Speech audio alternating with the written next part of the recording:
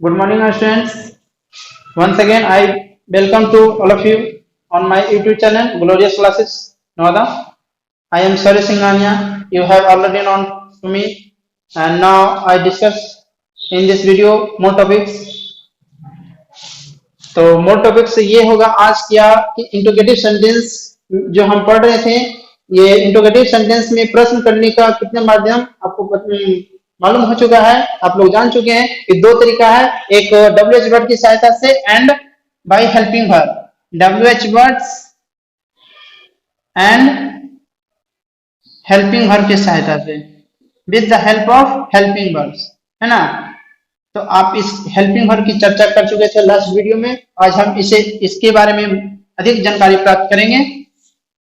तो देखेंगे helping verb जो टोटल वहां पर हम सिर्फ घेरा करके हम बता दिए थे कि इतना total number of helping verbs है। और आज हम इसके बारे में थोड़ा ज्यादा जानकारी लेंगे। हेल्पिंग वर्ब्स बच्चों, ये total number of helping verbs are 24 and there are two types of helping verbs. अर्थात आप कह सकते हैं कि हेल्पिंग वर्ब को दो खंड में बांटा गया है। ये 24 जो है दो खंड में बांटा गया है। इसे एक primary helping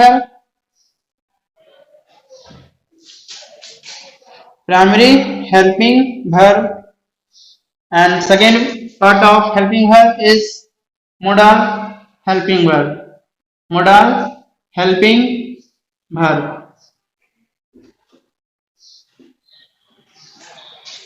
You can't say that 24 equal divided into 12 and 12. No, it is not right.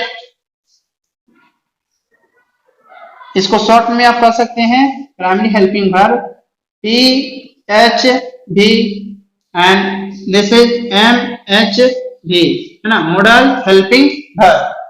तो प्राइमरी हेल्पिंग वर्ब आप ये नहीं कह सकते कि 24 है सर 12 इसमें 12 इसमें, ऐसा नहीं है। इसमें प्राइमरी हेल्पिंग वर्ब की संख्या total number of primary helping verbs are 11 and modal helping verb में कुल इसका बचा कितना 13, है ना,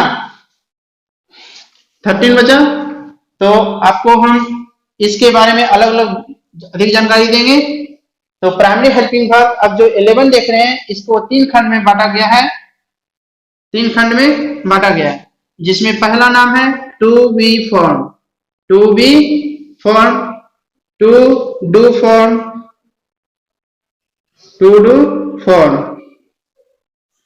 and to have form. Sir आपको ये पता होना चाहिए कि ये तीन खंड बटा है इसे 11 में, है ना।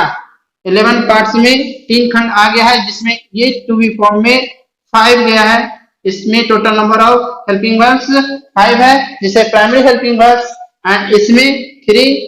तो बताइए टोटल कितना बचा, 5 + 3 = 8 एंड 8 माइनस फ्रॉम 11 = 3, है ना। नंबर कितना बचा 3। अब कौन कौन है उसके बारे में हम देख लेते हैं। Is, am, are, was and last were. तो एक बात आपको ध्यान में रखना चाहिए कि जैसे ही हम बोले टू बी फॉर्म आपको 5 याद आ जाना चाहिए, है ना। टोटल का टोटल आपके दिमाग में आ जाना चाहिए कि टू बी फॉर्म किसके बारे में बात किया जा रहा है, is, am, are, was, were, है ना। To do form do, did, does, 3 है। जैसे टू डू फॉर्म बात किया जाए तो डू, डिड, डज का बात आपके दिमाग में आना चाहिए कि सर ये 3 है। इसमें हैव फॉर्म में हैव, हैड एंड हैज। जैसे ही हैव फॉर्म का बात किया जाए तो आपके दिमाग में ये तीनों आ जाना चाहिए, है ना। एंड लास्ट इसके बारे में हम जानकारी लेंगे कि मॉडल हेल्पिंग वर्ब है कौन कौन। तो इतना देख लिए, उसके बाद जो बचा आप उसे मॉडल हेल्पिंग वर्ब में कहेंगे। तो आपको उस घेरा के अंदर लास्ट वीडियो में जो आपको दिखा होगा जिसमें ये नहीं मिल रहा है वो उसमें जाएगा। अर्थात आप कह सकते हैं शैल का बनेगा यहाँ पर शुड, अर्थात याद करने के दृष्टिकोण से आसान बनाने के लिए शैल शुड बोलते हैं ताकि आपको याद आसानी से हो जाए, है ना। Bill, would, can, could, may, might, shall हो गया, और ought to है, used to है, and need, must, लास्ट है डेयर, है ना। तो इसमें टोटल आपको दिख गया 13 है, देख लीजिए 2, 4, 6, 8, 9, 10, 11, 12 and last 13। 13 plus 11 24, 24 equal to helping words, कहने का मतलब हेल्पिंग वर्ड्स में कुल कितना 24 है ना। आप इन सभी के बारे में जानकारी ले चुके हैं, और हम आपको खास तौर के हम इन सारी हेल्पिंग वर्ड्स के बारे में, इसके बारे में थोड़ा ज्यादा जानकारी लेंगे यहाँ पर, और इसके एक अलग टॉपिक है, अलग चैप्टर है, हम सबका अलग अलग बारी से हम पढ़ेंगे, है ना। इसका टॉपिक आने पर हम पढ़ सकते हैं और पढ़ेंगे ही, लेकिन हम इसमें कुछ ऐसे मॉडल हेल्पिंग वर्ड्स होगा जिसके बारे में हम यहाँ पर आपको बताएंगे। तो हम यहाँ पर आपको बताने जा रहे हैं, शायद इधर आपको नहीं दिख रहा होगा, तो कोई बात नहीं, हम इसे इरेज करना चाहते हैं, आप इसे लिखना चाहते हैं तो कॉपी में नोट कर सकते हैं, तब तक मैं वेट करूंगा, है ना। आप वीडियो को पॉज करके लिख सकते हैं, हम आगे बढ़ते हैं।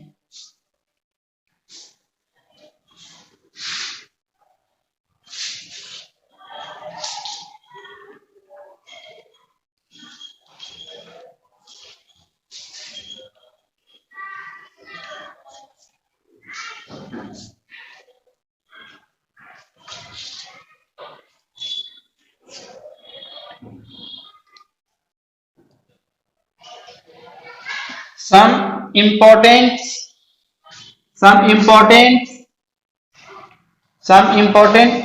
MHV,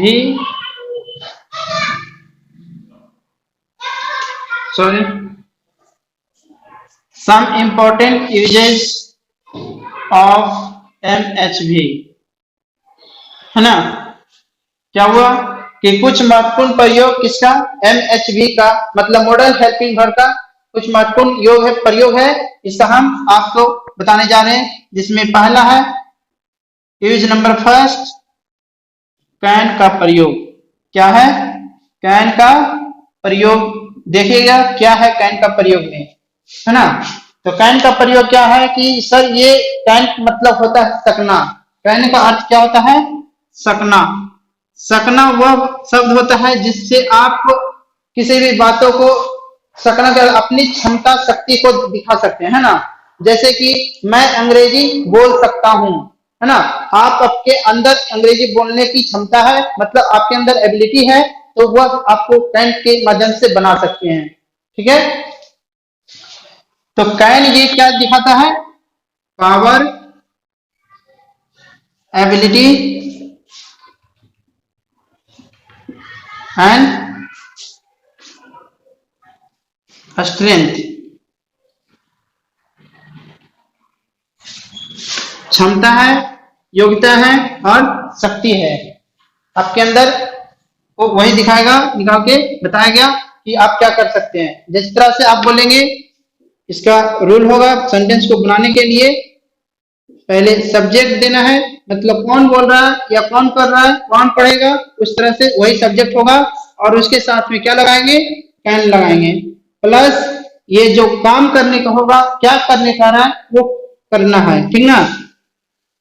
V1 होगा, अब V1 ये क्या हुआ, है ना। जैसे आप लोग जानते हैं गो का बनता है वेंट, गोन, है ना। इस तरह से ये सर V1 है और ये V2 है, ये V3, मतलब इसका रूप बदल रहा है वर्ब में, तो टेंस के हिसाब से बदलता है ना। लेकिन यहाँ टेंस के हिसाब से कुछ नहीं बदलना है, आपको डायरेक्ट यहाँ क्या लगाना है, V1 लगाना है, ठीक ना। आपको यहाँ सिर्फ लगा देना है। अब यहाँ पर V1 क्यों लग रहा है, V2 क्यों नहीं लग रहा है, V3 क्यों नहीं लग रहा है, इसके बारे में हम आपको नेक्स्ट वीडियो में आगे चैप्टर आने पर हम आपको बहुत पूरी जानकारी देंगे, लेकिन फिलहाल आप यहाँ सीधे आप V1 का प्रयोग करें, है ना। ऐसा क्यों होता है आपको उसका टॉपिक आने पर बता दिया जाएगा। V1 होगा, उसके बाद आपको यहाँ पर ऑब्जेक्ट दीजिएगा, उसके बाद अदर वर्ड सेंटेंस में रहने पर देंगे, नहीं तो नहीं देंगे। ये हो गया आपका रूल, है ना। कैन का प्रयोग सकना के अर्थ में किया जाता है, जिससे पावर, एबिलिटी, स्ट्रेंथ, है ना, ताकत, योग्यता, क्षमता को बताता है। ताकत, योग्यता एंड क्षमता को व्यक्त करता है कैन। जैसे एग्जांपल में, मेरा भाई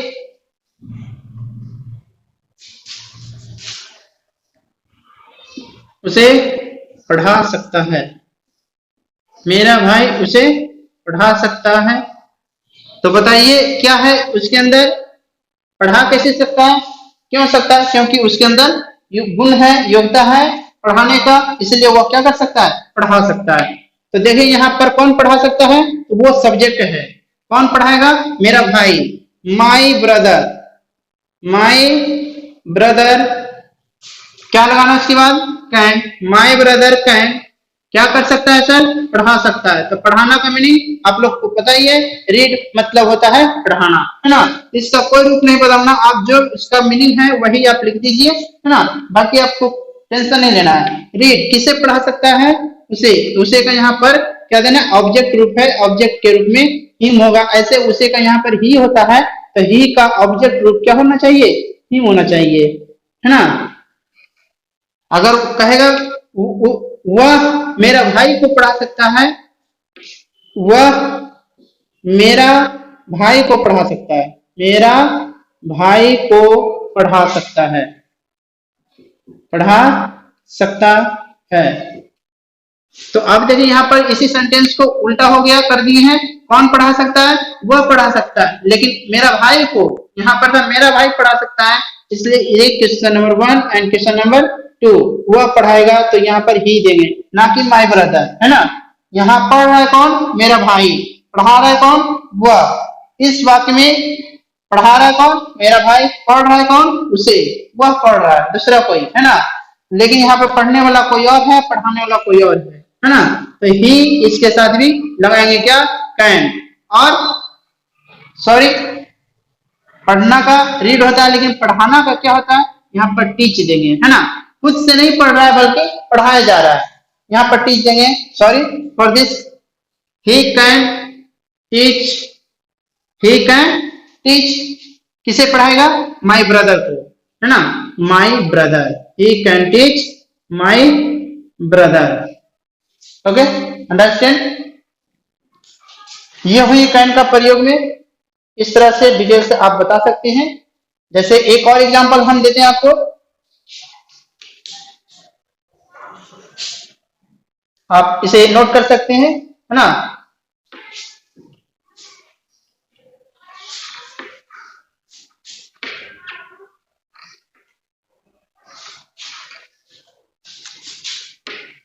थर्ड नंबर एग्जांपल में,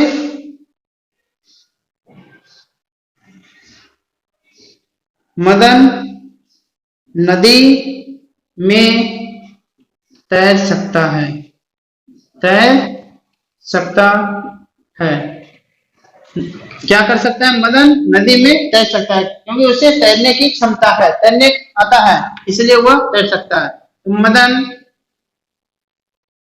कौन तैरेगा, मदन तैरेगा, ना कि नदी तैरेगी, है ना। इसलिए मदन को सब्जेक्ट के रूप में रखेंगे, कहाँ तैरेंगे, नदी में तैरेगा। मदन कैन, मदन के साथ कैन ही देंगे और कुछ नहीं। कैन क्या देंगे, स्विम, स्विम मतलब तैरना होता है। कहाँ तैरेगा, नदी में, उसके अंदर तैर रहा है, पानी के अंदर तैरेगा ना। Swim in the river, in the river. आगे समझ में आपको, एक सेंटेंस आप खुद से बनाएंगे, उसके बाद मैं सॉल्यूशन आपको दे दूंगा, है ना। आप लोग बनाएंगे और कमेंट बॉक्स में आंसर इसका रिप्लाई करेंगे, फिर मैं इसको आपको रिप्लाई दूंगा कि आपने सही बनाया या गलत, है ना। वहीं पर मैं सॉल्यूशन भी इसका शो कर दूंगा। राजा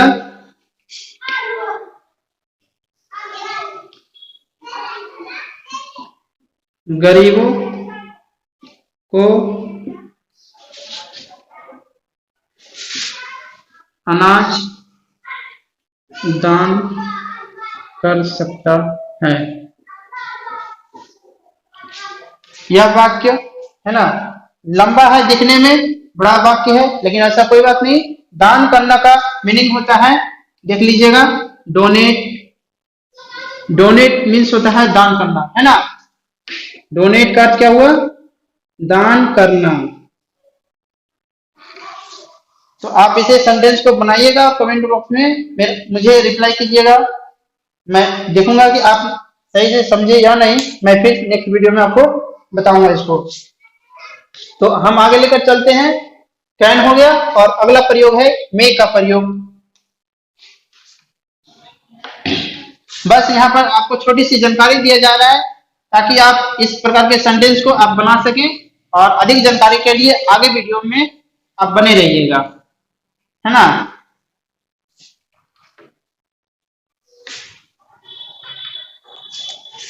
अगला है मे का प्रयोग। क्या है ये? मे का प्रयोग। मे का प्रयोग भी किया जाता है सकना के अर्थ में, है ना। मे का प्रयोग किया जाता है सकना के अर्थ में। तो समझिएगा, सकना के अर्थ में किया जाता है तो ये कुछ और है ना। मे जो है ये संभावना को बताता है ना। कोई कार्य होने की संभावना रहे, उस वाक्य को ये शो करेगा, यह कार्य हो सकता है के अर्थ में। जैसे आज बारिश हो सकती है ना।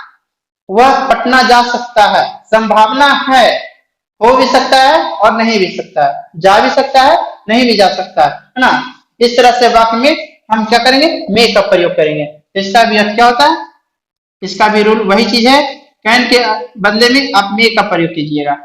Subject plus may plus V1 plus object plus other word. Sentence में अदर वर्ड रहने पर देंगे, नहीं तो नहीं देंगे, है ना। क्या बोले? ये रूल नंबर जो फर्स्ट है ये बताएगा पॉसिबिलिटी। क्या बताएगा? पॉसिबिलिटी, LITY, पॉसिबिलिटी, जो कि बताएगा संभावना। संभावना को व्यक्त करेगा। संभावना वो होती है जो कार्य हो भी सकता है या फिर नहीं भी हो सकता है, ऐसा संभावना है ना। इस तरह के रूल नंबर 1 में है, और ये इसका टाइप 1 है। इसका प्रयोग और भी होता है, जिसमें आगे नेक्स्ट बताएंगे। एग्जाम्पल में फर्स्ट क्वेश्चन दिया जा रहा है, राधा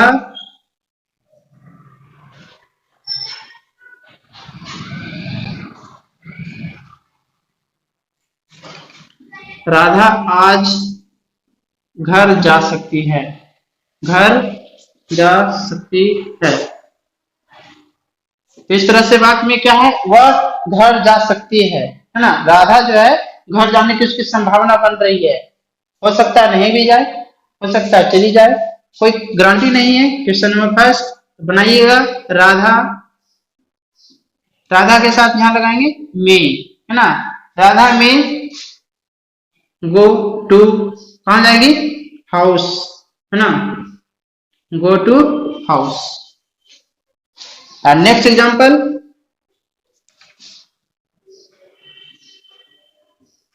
हम लोग कल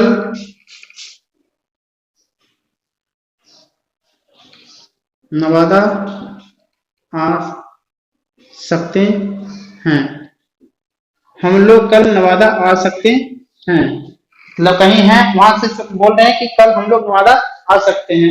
रिटर्न हो जाएंगे, हो सकते हैं, गाड़ी मिली तो आ जाएंगे, नहीं तो संभावना है आने की, तब यदि गाड़ी मिलेगी तब, संभावना नहीं हो तो नहीं मिलेगी फिर, है ना। गाड़ी नहीं मिली तो नहीं आ सकते फिर।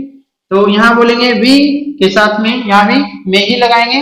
बी में कम, कहाँ आएंगे? नवादा, तो come to Nawada, NAW, sorry, N for capital, because in Nevada is a proper noun, and proper nouns start with a capital noun, capital word, है ना।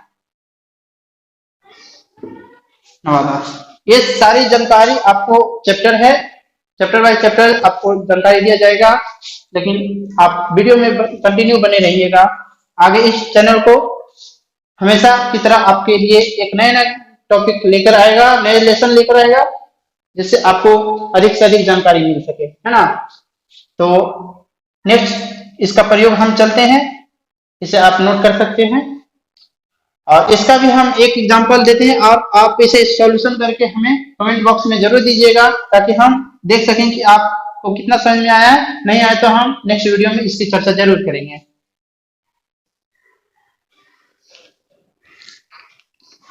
भारत आज मैच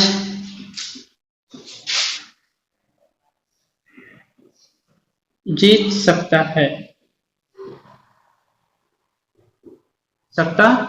है, यदि यह वाक्य देखिए पॉजिटिव में है तो नोट नहीं लगा, है ना। यदि वाक्य अगर निगेटिव में होगा, नहीं का अर्थ होगा, तो क्या कीजिएगा, आप मे के बाद नोट का प्रयोग कीजिएगा, है ना। मे के बाद क्या कीजिएगा, नोट का। जैसे राधा आज घर नहीं जा सकती है ना। क्या नहीं कर सकती है, घर नहीं जा सकती है, तो Radha may not go to school, go to house. May के बाद आपको क्या देना है, नोट का प्रयोग करना है ना। मे के बाद आपको नोट का प्रयोग करना है, यदि जब सेंटेंस में नहीं का प्रयोग किया रहेगा तब। नहीं है तो नहीं करेंगे, है ना। इस बात को आप ध्यान में रखिएगा कि सेंटेंस में नोट है या नहीं है। नोट रहने पर आप क्या कीजिएगा, समझ में आ चुकी है ना। तो हम नेक्स्ट इसकी तरफ इसका चलते हैं। पहला यूज था मे का प्रयोग पॉसिबिलिटी दिखाने के लिए, है ना। नेक्स्ट यूज है इसका क्या, कि मे का प्रयोग अनुमति देने के लिए करते हैं या फिर लेने के लिए, है ना। विनम्र भाव से विनती भाव से अनुमति लेना हो या देना हो तो आप वहां मे का प्रयोग करेंगे, जिससे आपको ये दिखाता है कि जिससे आप अनुमति ले रहे हैं तो वह अगला व्यक्ति जिससे आप अनुमति ले रहे हैं वह आपसे क्या है, बड़े हैं और आप छोटे हैं, है ना। या फिर आपके एज में बड़े हैं, या फिर आपके गुण में बड़े हैं, या फिर आपके योग्यता में बड़े हैं, किसी भी स्तर से आप वो आपसे बड़े हैं, तो हम विनम्र भाव से अनुमति लेते हैं, है ना। तो उस तरह के वाक्य का हम एग्जाम्पल देने जा रहे हैं और उस वाक्य का भी फॉर्मूला यही होगा। इसी तरह से वाक्य उसका भी बनेगा, लेकिन उसका अर्थ ही कुछ और होगा, है ना। यहाँ पर पॉसिबिलिटी नहीं होगा, यहां पर इसका ऑर्डर होगा। किस भाव से, हम्बल, विनम्र भाव से होना चाहिए, विनम्रता पूर्वक। अर्थात कहने का मतलब हम्बिलिटी, विनम्रता पूर्वक कहने का मतलब हुआ कि आप जिससे क्वेश्चन कर रहे हैं गुस्सा से तो नहीं कर रहे हैं, है ना। जैसे कि एग्जांपल में आप स्कूल में कई क्लास में करते हैं तो क्लास इंटर करने से पहले आप प्रश्न करते हैं, मे आई कम इन सर। क्या अर्थ हुआ कि आप सर से पूछ रहे हैं कि आप क्या मैं अंदर आ सकूं, है ना। तो आप डायरेक्ट नहीं जा सकते हैं बिना बोले, क्या बिना परमिशन के आप अंदर नहीं जा सकते हैं। क्या मैं अंदर आ सकता हूं, आ सकता हूं सर, है ना। तो क्या आप करेंगे, क्वेश्चन नंबर फर्स्ट, मे आई कम इन, मे आई कम इन सर। सर यस बोलेंगे तो आप अंदर जाते हैं, नो बोले तो आप नहीं जा सकते हैं, है ना। ऐसा नहीं कि आप नहीं बोले तो आप फिर भी चले जाएंगे, तो ये गलत बात है। नेक्स्ट क्वेश्चन, क्या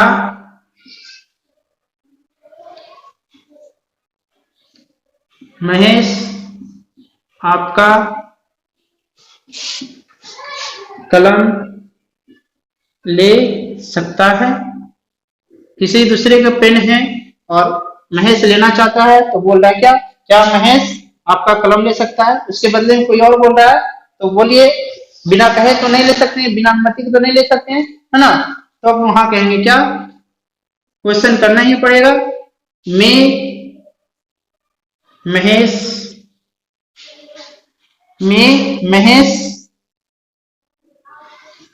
take your pen, take your pen. अब आपको समझ में आ रहा होगा कि सर ये रूल कुछ और है, अब ये आप बना रहे कुछ और।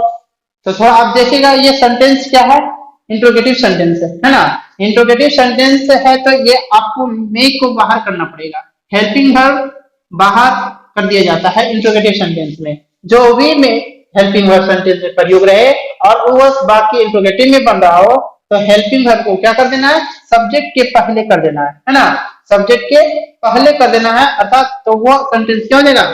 अब ये क्वेश्चन हो गया, आप प्रश्न कर रहे हैं विनम्रता भाव से, और जिनसे प्रश्न कर रहे हैं वो आदमी वो आपको भी आंसर देंगे विनम्रता पूर्वक, तो वो भी इस प्रकार के आप आंसर देंगे। इसको हम इरेज कर रहे हैं और इसका अब वाक्य हम आंसर देते हैं। सर आपके बोले हैं